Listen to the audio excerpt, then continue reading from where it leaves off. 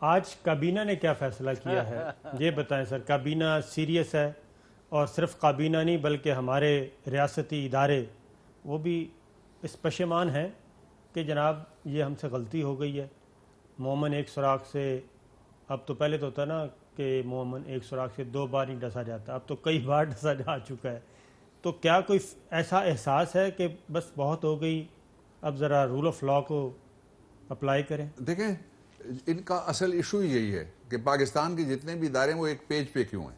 یہ جب بھی آتے ہیں ڈیوائڈ اینڈ رول، جو وائس رائے انڈیا میں آتا تھا اس والی پالیسی وہ کرتے تھے، اس کی وجہ سے پھر ایک گروپ ساتھ لگا لیا، پھر اندر اداروں کے گروپ. آپ کو یاد نہیں ہے جب تارڑ صاحب والی بڑی مشہور بات ہے، جب سجاد علی شاہ کو ہٹانے کے لیے ہیلی کاپٹر گیا تھا، اس میں کتنے ڈالروں کے کتنے بکس گئے تھے، ایک بکس کون اتار کے بھاگ گیا ایئرپورٹ سے ہی، دوسرا وہاں پہنچتے کوئٹہ سے غائب ہو گیا.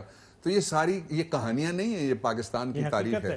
اب جب سارے ادارے ایک پیج پر ہیں 2 کاموں کے لیے، ایک تو یہ کہ انڈیپینڈنس آف انسٹیٹیوشنز کا یہ دور ہے، اور دوسرا یہ ہے کہ جو پاکستان کی انٹیگریٹی ہے اور رول آف لا ہے اس کے اوپر کوئی سوال نہیں ہے. وہ سارے ادارے، عدلیہ ہو گئی، ایگزیکٹو ہو گئی، اور جو پاکستان کی مسلح افواج ہیں ان کا تو سٹیٹڈ رول ہے جو انہوں نے ادا پہلے بھی کیا، آئندہ بھی وہ سٹیٹڈ رول ہی اپنا ادا کرتے رہیں گے. اس لیے وہاں تو کوئی شک و شبہ تھا نہیں. یہ جو درمیان میں سے این آر او دینے لینے کا سلسلہ بیرونی طاقتوں، آپ نے کہا کہ جی اب جو کیپٹلز ہیں وہ ان کے ساتھ لگے، میں نہیں سمجھتا کہ کوئی کیپٹل بھی ان کے ساتھ کھڑا.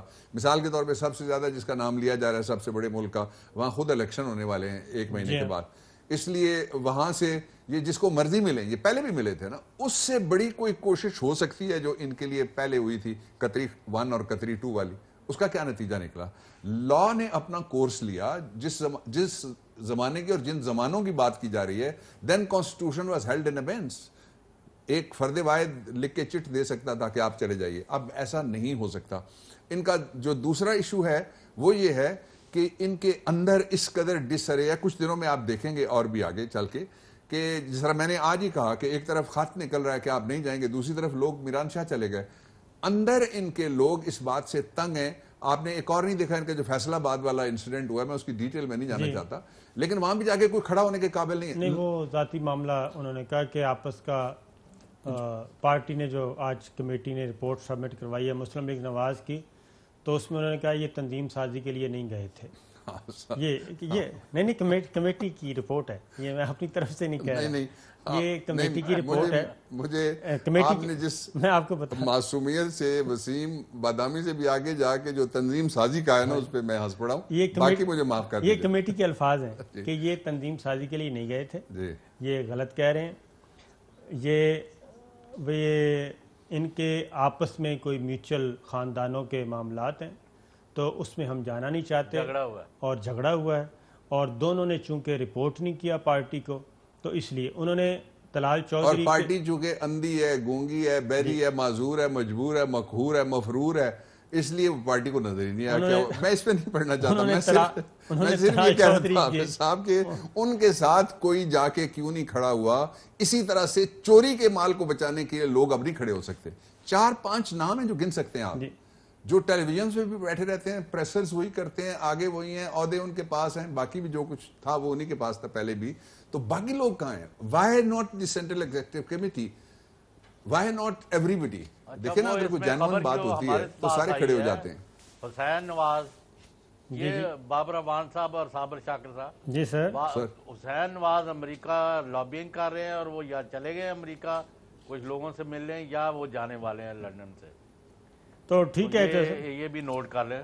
یہ چودھری صاحب، یہ ان تمام ہم اپنے کرم فرماؤں سے کہتے ہیں جن کو ہم کہتے رہے تھے کہ ان پہ اعتبار نہ کریں، ان پہ تکیہ نہ کریں، ان کو کوئی رعایت نہ دیں، تو میرا خیال ہے کہ وہ ضرور. اچھا جی، وہ ایک تو یہ ہے چودھری صاحب نے جو کہا ہے حسین نواز والا، ایک جی حسین نواز والا چودھری صاحب نے جو کہا ہے نا ابھی کہ امریکہ کی لابنگ، امریکہ کی وہ ڈیموکریٹس پہ اصل میں انہوں نے فنڈنگ کی ہوئی ہے جی الیکشن پہ. میں وہی اس پہ میں ایک جملہ کہنا چاہ رہا تھا کہ پچھلی دفعہ بھی جنہوں نے فنڈنگ کی ہوئی تھی نا ہیلری پہ، وہ سارے روئے، اور پاکستان کے جتنے چور تھے تقریباً اکثریت نے اسی پہ فنڈنگ کی. دونوں بڑی جماعتوں نے اسی پہ لگایا تھا، ہیلری کلنٹن پہ لگایا تھا، اور کوئی نہیں، میں چور سے مراد بینس چوری والے نہیں ہیں، جن کے پاس اور پھر اتنے وانٹ کے وسائل نہ ہیں لا کہ جو دیتے وہاں ہو نا۔ رکھتے ہیں وسائل، وہی پیسے دے سکتے ہیں نا۔ یہاں سے کون کوئی ان کو ڈاکانے کے لیے تو نہیں بیچ سکے گا، تو اس لیے اب بھی وہی ہو رہا ہے۔ کم نہ بڑھ لیا ہوئے، کوئی ادھے ادھر لگا دیتے، ادھے ادھر لگا دیتے۔ نہیں، میرا نہیں خیال کہ اس دفعہ بھی وہ جو بائیڈن پہ ہی انحصار کر رہے ہیں، ڈیموکریٹس پہ ہی، پی ایم ایل این بھی اور پیپلز پارٹی بھی۔ پچھلی دفعہ بھی ان کی کیلکولیشن غلط ہو گئی تھی، اور اب پتہ نہیں اب صحیح ہوتی ہے یا غلط ہے، لیکن ٹرمپ ابھی بھی چانسز ہیں کہ ٹرمپ جو ہے سروائیو کر جائے۔ پریزیڈنٹ ٹرمپ نے یہ کہا ہے نا کہ میں تو اقتدار ہی نہیں دوں گا۔ ایک اور دوسرا یہ ہے کہ دنیا بدل گئی، ان کو نظر نہیں آ رہا کہ ایشیا میں نیا افق طلوع ہوا ہے، ایشیا میں نئی الائنمنٹس ہو رہی ہیں۔ ایشیا کے اندر اس وقت جو سب سے بڑی ایشیا کی حقیقت ہے وہ پاک چائنا تعلقات ہیں اور چین کی طاقت ہے، اور اس کے ساتھ جو الائیڈ ملک ہیں، آپ گن کے دیکھ لیجئے، وہ سارے کے سارا ایک ان اناؤنسڈ قسم کا بلاک بنا ہوا ہے۔ اس لیے یہ اس 70s نہیں ہے جی کہ ہم ساری دنیا کے لوگوں کو لا کے ہم سوشلزم کے خلاف اور کمیونزم کے خلاف جنگ لڑ رہے ہیں، اور یہاں بہت سارے ہمارے مہمان بیٹھے ہیں، وہ نہیں ہے۔ بریک لیتے ہیں ڈاکٹر صاحب، بریک سے واپس آتے ہیں تو پھر میں آپ سے پوچھوں گا تنظیم سازی کتنی ضرورت ہوتی ہے۔